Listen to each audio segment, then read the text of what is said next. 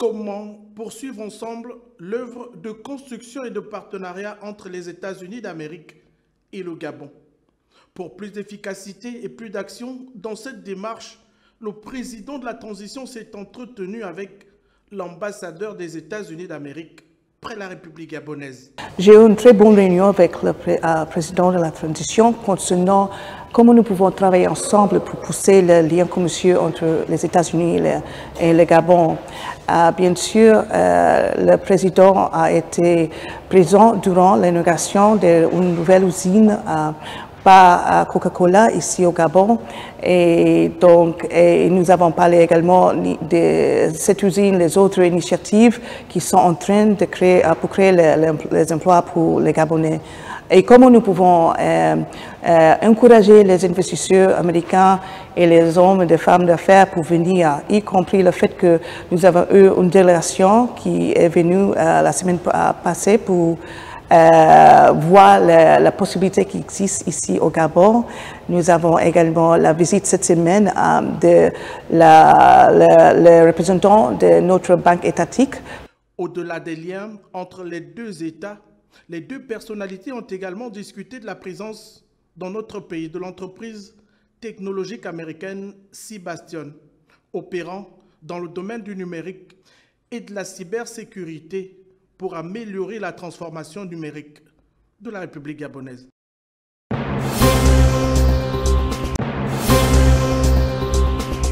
Dans un contexte marqué ces dernières semaines par la récurrence des délestages, le gouvernement de la transition, par le biais de son chef, Raymond Sima, entend renforcer les capacités en énergie au Gabon. Cette rencontre fait suite à l'audience qu'il a bien voulu nous accorder la semaine dernière en vue d'accélérer justement la mise en œuvre du projet IPP Owendo qui vise la construction d'une centrale thermique à gaz de 125 MW. La première étape aujourd'hui, Gabon Power Company est en train de discuter, négocier avec les populations qui vivent dans l'emprise du projet. Donc la première étape sera donc de les déplacer.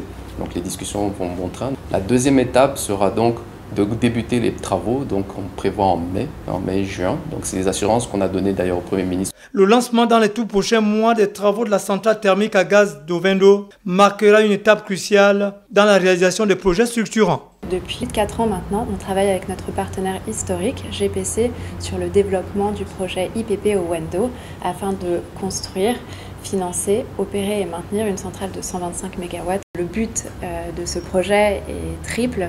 En fait, c'est de fournir une électricité fiable au réseau de Libreville à un coût qui est abordable pour les Gabonais. Le projet a vu l'entrée d'autres actionnaires, MPE et Africa 50. Notre présence ici aujourd'hui au Gabon fait suite à la réunion qu'a eue notre directeur général avec son Excellence Monsieur le Président de la République en Tanzanie concernant le projet IPP Owendo. Donc Africa 50 est engagé à accompagner le projet d'Owendo au Gabon. Puis nous sommes ici pour des réunions avec les partenaires pour finaliser et formaliser l'entrée d'Africa 50 dans le capital du projet.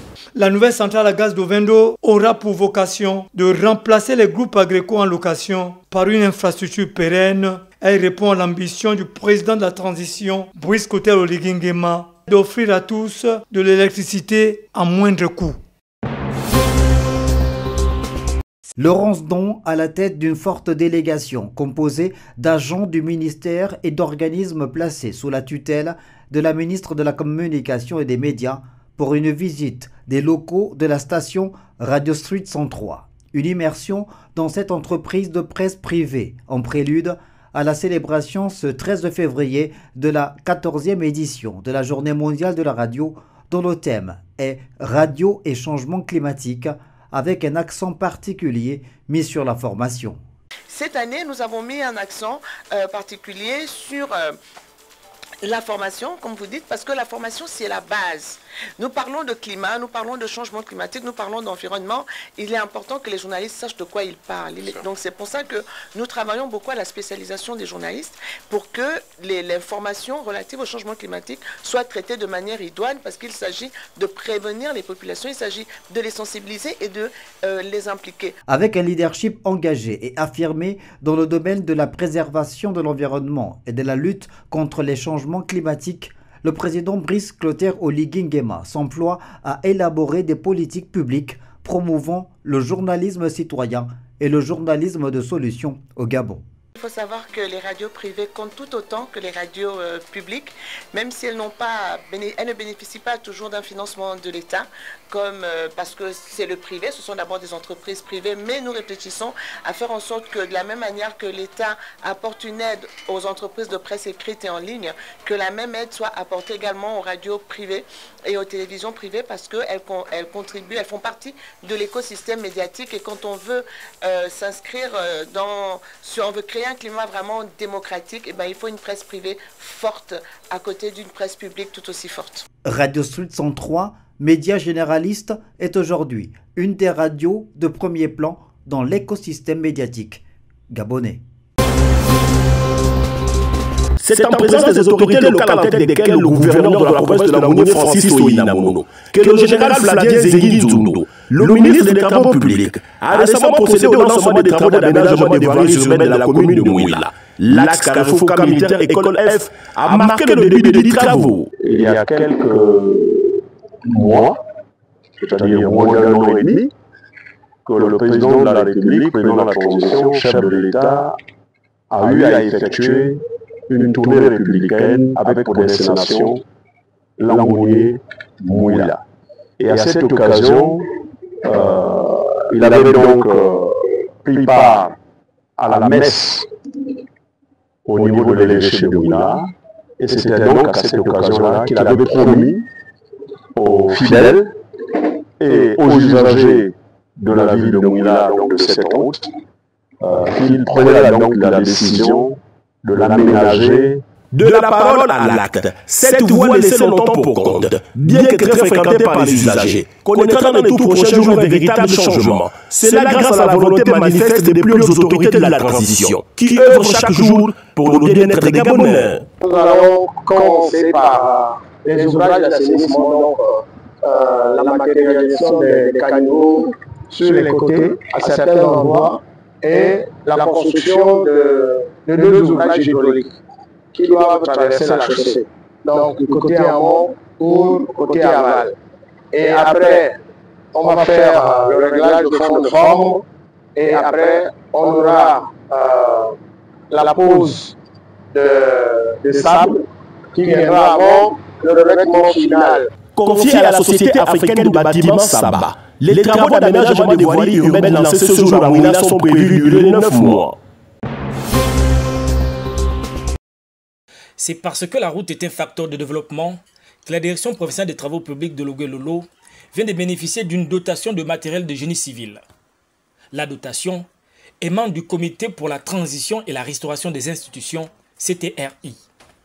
À cet effet, une cérémonie de présentation et de bénédiction du dit matériel a été organisée. Monsieur le gouverneur, nous vous prions d'être notre fidèle interprète auprès du président de la transition, président de la République, chef de l'État, le général Brice Clotaire Oligui Nguema, à qui nous adressons nos vifs et sincères remerciements pour cette attention particulière à l'endroit de notre direction provinciale.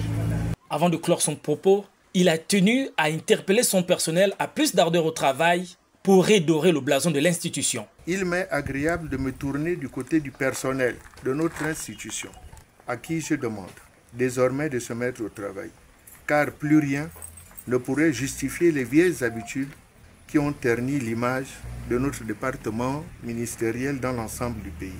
Pour sa part, le numéro 1 de Logoué-Lolo s'est réjoui des efforts sans cesse renouvelés par le président de la transition, chef de l'État Brice Clotaire Oligui Nguema, et le CTRI, dans l'optique d'améliorer les conditions de vie du peuple gabonais, non sans omettre d'énumérer les nombreuses réalisations faites dans la province de Logoué-Lolo. Aujourd'hui, la province de Logoué-Lolo reçoit une importante dotation de matériel lourd destiné à assurer l'entretien des voies de communication sur l'ensemble de notre province. Qu'il me soit permis, au nom des populations de la province de Logoué-Lolo et au mien personnel, de remercier le général Brice Clotaire Oligui Nguema, président de la transition, président de la République, chef de l'État, qui jour après jour ne cesse d'exprimer sa volonté et sa détermination de répondre aux aspirations profondes du peuple gabonais. S'adressant au directeur provincial des travaux publics, il a instruit de mettre en place une stratégie pratique et pragmatique pour rendre praticable en toute saison le réseau routier Logo-Vert. Il a également exhorté les populations à s'armer de patience et surtout à adhérer à la politique de développement instaurée par le CTRI. Le curé de la paroisse Notre-Dame de la Salette, invité à cette cérémonie, s'est ensuite prêté au rituel de bénédiction de ce nouveau matériel lourd de haute technologie. Nous avons pu acheter sur fonds propres une machine à laver neuve, industrielle, de dernière génération. C'est une nouvelle acquisition sur fonds propres du centre hospitalier régional de Port-Gentil qui vient jouer sa partition dans la construction d'une structure sanitaire à la hauteur des attentes des Marigovéens. Depuis l'année dernière, il m'a ce problème de la laverie. C'est donc une machine qui nous vient de Chine qu'on a reçue, qui est toute neuve. Cette machine qui pèse 2 tonnes mesure à une hauteur de 1,86 m et pour une longueur de 1,80 m. Contraint jusqu'à un passé récent de fonctionner avec des machines à laver domestiques, le service buanderie voit par cette acquisition sa qualité de travail hautement améliorée. Avant, nous avons une capacité de lingerie de lavage de moins de 10 kg, donc 30 kg, dans 3 machines. Or, aujourd'hui, nous avons la capacité de laver plus de 80 kg de linge. Donc, cette machine est automatique et manuelle. En un seul temps, elle nous permet de laver tout ce qui est comme souillure et tout le reste en un seul temps, dans un temps imparti. Pour tout ce qui est lingerie en termes de coton, c'est autour de 45 minutes par là. Et tout ce qui est les produits du textile, du linge léger, c'est autour de 25 minutes. Les efforts consentis par le directeur du CHR de la ville de Sable pour faire de l'établissement sanitaire public un produit marketing sont à juste titre à féliciter. C'est une grâce pour nous d'avoir ce directeur au sein de Ntchengue pour l'amélioration des conditions de travail des agents. Nous sommes tous d'accord que le directeur et son équipe travaillent beaucoup pour améliorer l'image de la principale structure de prise en charge au niveau de la province. Tous ces investissements consentis au fur et à mesure et surtout dans le contexte où les ressources sont limitées ne peuvent être qu'à féliciter. Ces machines importantes pour l'hygiène vont participer effectivement à l'amélioration de la qualité des prestations au niveau de la structure. Et vous savez bien aujourd'hui que toutes ces mesures sont des priorités pour le ministère. Il ne reste plus qu'aux bénéficiaires de faire bon usage de cet acquis. Nous venons encore une seconde fois devant les médias interpeller les autorités de la province de Logoué-Maritime et les hautes autorités sur le problème qui nous mine avec notre ex-employeur African Equatorial Hardwood. Actuellement, suite à notre licenciement du 30 avril 2023-24, autant pour moi, nous sommes livrés à nous-mêmes. Nous sommes délaissés par les plus hautes autorités de la province de Logoué-Maritime, alors que notre employeur nous a envoyés au tribunal et où le tribunal de Port-Gentil, première instance, deuxième instance, a débouté toutes les fautes et nous a envoyés au fond. Mais notre employeur seul est devenu juge et arbitre de ce problème. Il nous a licenciés pour faute lourde et pour participation à une grève qui est dans le code du travail, qui est un droit pour l'ouvrier. Aujourd'hui, nous sommes abandonnés par les autorités de Port-Gentil. Aujourd'hui, toutes les institutions du Gabon sont informées de notre problème. Car au sortir de Libreville, nous avons eu un procès verbal d'accord partiel dont l'employeur devait poursuivre avec les représentants des ouvriers, dont il a mis à la poubelle. Et aussi, nous avons eu un apport partiel d'actifs où l'employeur a transféré toute notre durée dans la nouvelle structure. Mais depuis le 30 mars 2024, notre employeur nous sort deux certificats de travail. Un certificat de Coraoud, un certificat de AEH. Et dans le certificat de Coraoud, c'est dit que nous avons été licenciés le 31/12e mois 2023, 2021, sans être payés de nos droits. Et dans le second, on nous a embauchés le 1er janvier 2022. Nous sommes fatigués. C'est pourquoi j'interpelle le chef de l'État, j'interpelle les membres de la transition de nous venir en aide. Car notre employeur est en train de déclarer le licenciement économique et nous ne sommes pas pris en compte. Nos enfants ne vont plus à l'école. Nous sommes chassés de nos maisons. Et là, nous sommes à l'approche des élections. Qu'allons-nous faire? Nous sommes des citoyens gabonais. Nous voulons aller voter. Mais comment allons-nous voter dans ces conditions? Et nous ne sommes pas les seuls. C'est un coup de filet extraordinaire que vient de réaliser les limiers de l'antenne Ogooué maritime de l'Oclad sous la supervision du parquet de la République. 690 plaquettes de tramadol, c'est l'importante cargaison saisie avec ses deux compatriotes en provenance de Lambaréné. La cargaison, estimée à 20 millions de francs CFA, avait sournoisement été dissimulée dans un sac de gombo par le nommé Raphaël Okambo, qui n'était pas à son premier coup. Le mis en cause était censé livrer la marchandise à un certain Nasty, activement recherché par les OPJ. J'ai un colis qui m'a été confié pour acheminer à Port-Gentil. Par qui? Par Nasty. La contenance du colis, je ne connaissais pas réellement ce qui était à l'intérieur, mais je savais qu'il y avait la drogue vu qu'il m'avait déjà dit. Informé de l'arrestation de Raphaël et Dungara, qui a déclaré avoir simplement été invité par le premier cité pour un séjour à Port-Gentil, Yohan Boukinda, repris de justice, fera un voyage express de Lambaréné pour Port-Gentil, sous les ordres d'une certaine dame Obonne, réputée être une trafiquante de drogue invétérée à Lambaréné et semble-t-il propriétaire de cette marchandise, encore appelée Kobolo, dont l'usage détourné détruit la jeunesse gabonaise. Yohan, incapable de dire la provenance des 500 000 francs CFA trouvés en sa possession, tentera en vain de soudoyer les agents de l'Oclad avant de rejoindre ses amis en cellule. Le trio a été placé sous mandat du dépôt à la prison centrale de Port-Gentil. Au quartier Ménin-Escalier, les représentants locaux du Forum pour l'organisation de la relance et la concrétisation de l'espoir, force en abrégé, sont redescendus sur le terrain pour une nouvelle rencontre avec les jeunes au terme de la révision des listes électorales. Une rencontre en signe de reconnaissance suite aux efforts fournis lors de l'enrôlement. C'était pour venir remercier les jeunes qui se sont mobilisés pour l'enrôlement qui s'est passé. Mais nous remercions l'association Force qui s'est impliquée vraiment avec force pour motiver les jeunes qui sont partis nombreux à aller s'enrôler. Les jeunes qui se sont manifestés, on en a vu comment ils étaient en motivant les jeunes, mais on ne peut que dire merci. Merci pour l'association Force. Ça s'est bien passé. L'association Force a fait un appui, un grand appui, motiver les jeunes à aller se faire enrôler. C'était bien. Que cette détermination demeure jusqu'à la date des élections, les jeunes membres de Force font d'espoir sur leur structure associative pour son soutien, son encadrement. Nous allons soutenir jusqu'aux élections. Que ça continue jusqu'au 12 avril pour soutenir les actions que le chef d'État est en train de mener.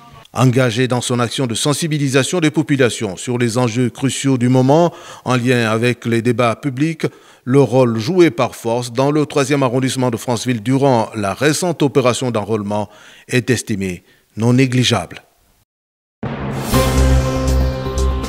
Dans les regroupements de villages, le directoire de campagne du oui au référendum du 16 novembre 2024 dans le canton Woleu a tenu à remercier les populations qui ont voté massivement le oui lors du référendum constitutionnel. La population a répondu massivement par un vote à plus de 90% et c'est pourquoi il nous revenait de dire merci à ces populations, d'où l'objet de notre mission ici depuis pratiquement 3 jours et nous sillonnons les différents regroupements pour dire merci pour ce plébiscite parce que historiquement nous n'avons jamais enregistré ce genre de record, ce genre de ratio en termes d'élections et donc c'est pour dire que c'est la preuve matérielle que les populations ont adhéré, ont accepté ce projet constitutionnel et nous qui conduisions cette mission étions dans le devoir de revenir vers la base pour communier avec eux cette victoire. Occasion pour Christian Mboulou et son équipe d'exhorter les populations de voter lors de l'élection présidentielle du 12 avril prochain et de lutter contre l'abstention. Celui qui a entamé une démarche doit être celui-là aussi qui doit poursuivre cette démarche. C'est pourquoi, sans pression, sans contrainte aucune, nous aussi nous avons été surpris de cette adhésion, de cette invitation populaire. À chaque étape, nous avons enregistré des interpellations quant à la candidature imminente de Oligui Nguema. Mais il ne nous revenait pas, nous, la coordination, de porter ce discours parce que nous n'avons jamais été enseignés, nous n'avons jamais été instruits pour parler d'une éventuelle candidature de Oligui Nguema, mais nous avons été fortement surpris de cette invitation, de cette interpellation à chaque étape, à chaque village, que les populations nous demandent de porter leur voix auprès de qui de droit, auprès de leurs champions, auprès de leurs leaders, pour qu'ils soient finalement le candidat qu'ils attendent. Un marathon dans le canton Wouleu, bouclé par une messe d'action de grâce à la grande satisfaction de tous. Cette sortie officielle de la plateforme associative ALEN regroupant les fils et filles du village Andok et Sadoumongo a été marquée par une messe d'action de grâce à Saint-Charles-Luanga, une remise de dons à l'orphelinat Cri de l'Enfant, assortie de l'installation des coordinations communales et cantonales. ALEN, c'est le panier. Comme vous le savez, le panier est une source intarissable. Le panier nourrit à tous les niveaux, le panier soigne, les branches de panier sont utilisées dans les moments de réjouissance ou de malheur. Donc vous savez qu'à tous les niveaux, le panier nourrit l'homme. Ou encore, l'homme utilise le panier à tous les niveaux. Donc vous voyez que c'est cette source intarissable que nous voulons être, que l'association veut être, l'association ALEN veut être. Nous accompagnons particulièrement les jeunes filles mères, la femme, la veuve du moins, et nous accompagnons les jeunes à ouvrir les activités génératrices de revenus. Ça permettra à certains d'être un peu indépendants. Avec pour slogan l'amour, la solidarité et le partage, l'association compte s'étendre sur toute l'étendue du territoire national. Nous avons en premier lieu étendre l'association sur toute l'étendue du département du Wouleu d'abord. D'abord dans le département du Wouleu, ensuite dans toute la province et pourquoi pas dans les 9 provinces du Gabon.